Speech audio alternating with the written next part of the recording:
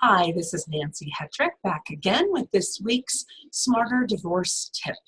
And the tip for this week is when you are going through a divorce, make sure that you tap into your best self. And in order to do that, first you have to really define, who am I when I'm being my best self? And so I'm going to give you a few steps to do an exercise that's going to help you to really get clear and be able to define who you are when you're showing up as your very best self. Okay, so first, I want you to think about 4 to 5 people that have had a really positive influence on you and your life. And write down the name of each one of those people, 4 to 5 people. And then identify 2 to 3 characteristics that they have that you really admire about them. What are the things that they have, that they exhibit, that really resonate with you and make them the people that have had such a positive influence on you? The next step then is to think about your friends and family, and when you are being your very best self, how would they describe you? What are the attributes that people see in you when they might tell you that you're someone that they admire? Then the third step is to think about yourself when you're being your best self.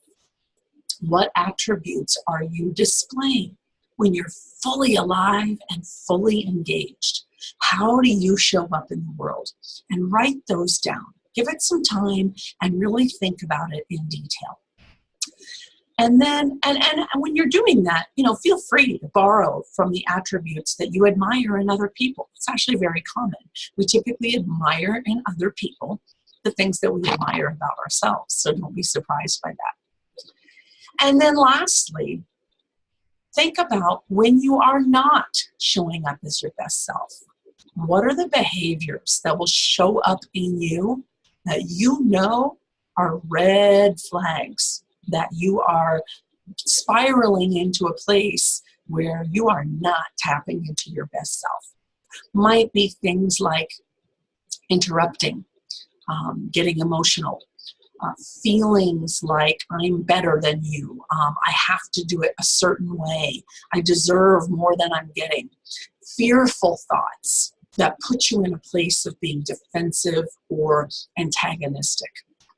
And then recognize those red flags. And when you are engrossed in the divorce process, you're in meetings with your attorney, you're in communication with your spouse on how to work things out, how to have agreements with the kids, the more you can tap into all those characteristics that are you as your very best self, the more productive your meetings are going to be, the better your relationship with your spouse is going to be, and the better and well-adjusted your children are going to be when they see their parents tapping into their best selves.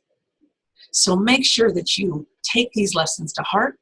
And if this resonates with you, be sure to comment, share, and like our page. And I'll be back next week for another Smarter Divorce Tip.